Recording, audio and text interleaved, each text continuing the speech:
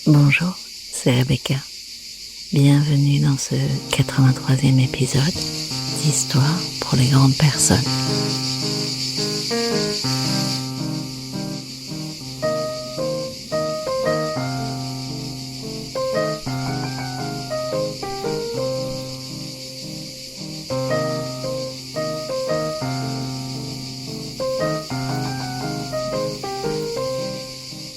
Vous les entendez ?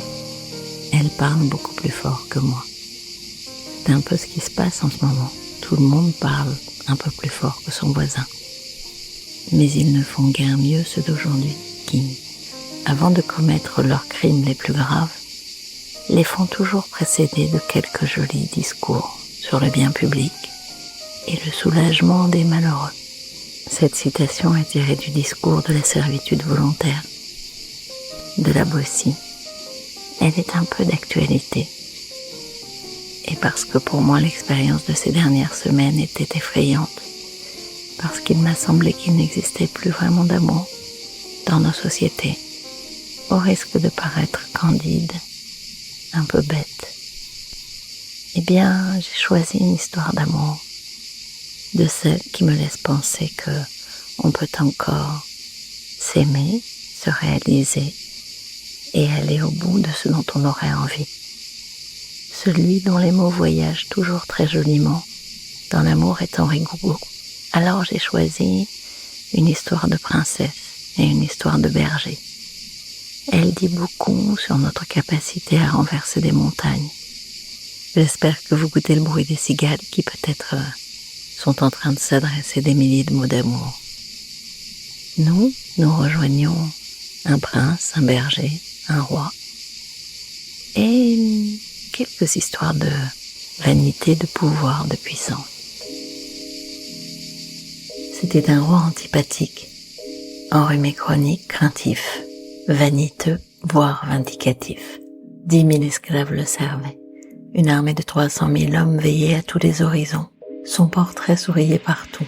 Béat, bêta, torse bombé, jusqu'aux cuisines des bazars. Et pourtant il rongeait ses ongles. Il pleurait qu'on ne l'aimait pas, s'estimant trop seul au monde, et sans cesse il se demandait, le front creusé par le tourment, comment faire pour aller bien. Lui vint un jour une lubie qu'il prit pour un coup de génie. J'exige que tous mes sujets, dit-il à son premier ministre, crient ensemble. Sire, à vos souhaits, chaque fois que j'éternuerai, qui a trop veut encore plus. Une troupe de relayeurs publia la nouvelle loi. On nomma partout des veilleurs à l'exécution des consignes, et bientôt, jusque dans les bourgs les plus montagnards du pays, sonnèrent les souhaits des chorales à la moindre explosion nasale dans le mouchoir majestueux. Seul un berger, dans sa campagne, refusa tout net d'obéir. Il répondit aux inspecteurs qui vinrent lui tourner autour en faisant siffler leurs badines qu'il ne voulait pas. Voilà tout. Il ne voulait pas voir les vœux du roi satisfaits. En vérité, ce résistant aimait éperdument la fille du tyrannique éternueur. Il l'avait rencontrée un jour qu'elle chevauchait parmi les arbres de son bocage. Elle avait fait halte un instant. Elle avait demandé à boire. Une source sous les feuillages bruissait à 10 pas de ses pieds. Elle l'ignorait. Il le savait. Il avait couru l'abreuver, elle avait bu dans ses mains jointes. Avec l'eau, elle avait bu le cœur du berger. Or, on disait dans les gazettes que le monarque souffreteux souhaitait marier son enfant avec les mines de diamants d'un prince turc du voisinage. À vos souhaits, dit fièrement le berger. Torturez-moi, empalez-moi, faites de moi du pâté d'homme. Mais vous n'aurez pas ces mots-là. On le mena devant le roi. Ainsi, tu ne veux pas mon bien, dit-il au héros solitaire. C'est très grave, je te préviens. Majesté, je vous souhaiterais autant de paradis terrestres que sont d'étoiles dans le ciel, si vous me promettez la main de votre fille ici présente. La princesse était près de la fenêtre. Elle lisait un roman d'amour. Elle rougit, leva son front, observa le jeune fou. « Oh, la bonne idée, se dit-elle. »« Absurde, répondit le roi. Il renifla, éternua, écouta l'écho désiré le long des couloirs du palais, de rue en rue, de place en place, attendit les feux du berger. En vain. motus, bouche cousue. Il hurla, les bajoux tremblantes, qu'on le jette à la fosse aux ours. Il survivra, se dit sa fille, s'il m'aime, il vaincra ces bestiaux. Elle oubliait son livre triste et sourit aux oiseaux passants. À peine la grille fermée sur sa compagnie monstrueuse, le berger sortit son pipeau. Le trou était sombre et puant, des mufles grondaient sur sa tête. Il s'assit dans l'angle du mur et joua la seule chanson qu'il avait apprise du vent, des arbres, des sources, des champs. Il la jouait pour cette bouche qui avait bu l'eau dans ses mains, pour l'âme entrevue dans ses yeux qu'il avait à peine effleurée. Il la joua pour la vivante qui avait allumé la lampe dans la chambre nue de son cœur. Les ours, stupéfaits, l'écoutèrent. L'amour émeut toutes les vies. Ils restèrent la nuit entière, mais en cercle, autour de lui. Au matin, les sbires allèrent voir le roi. « Sire, il n'est pas mort, il n'est pas mort. »« Comment ça, pas mort ?»« Amenez-le-moi. » Sa fille rit dans le creux de son livre ouvert. Le jeune homme sentait le fauve, mais il avait l'air reposé. « Ainsi, dit le roi, tu t'obstines. Je t'ai ordonné de mourir, et tu oses désobéir. » Il partit d'un éternuement qui gonfla de vent les tentures. Dedans, dehors. « Sire, à vos souhaits, » brailla le royaume unanime. « Grand merci, » répondit le roi. Et revenons à l'hérétique. « Évidemment, toi tu te tais. » Sa fille pensa dans son livre. « Évidemment, que crois-tu donc? Il m'aime, tu ne peux le vaincre. »« Jetez ce triste sort dans la fosse des hérissons, » tonna le roi. Ils étaient 10 et gigantesques. Il faisait noir. Le berger sortit son pipeau, ferma les yeux pour mieux voir la porte de son âme ouverte. Il joua, dans l'ombre, alentour, plus un bruissement. L'amour émeut même les bêtes qui ne voient jamais le soleil. Il est vivant, dit le monarque abasourdi. Évidemment, pensa sa fille. Ce jeune homme est stupéfiant. Je le nommerai maréchal pour peu qu'il accepte le bougre de rabattre un peu son caquet. N'y comptez pas, monsieur mon père, marmonna sa fille. Que marmonnez-vous, mon enfant? Rien, je rêvais. Le berger entra, s'avança, salua. Son habit était déchiré, mais par des caresses d'anguille.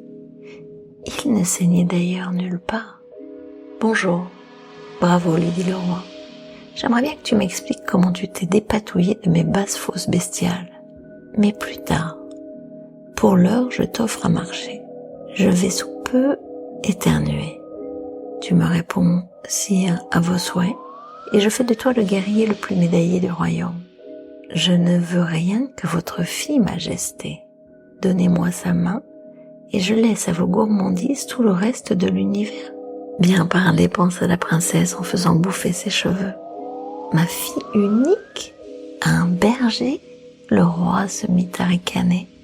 Il haussa un peu les épaules, prit à témoin son plafond peint et eut un geste découragé.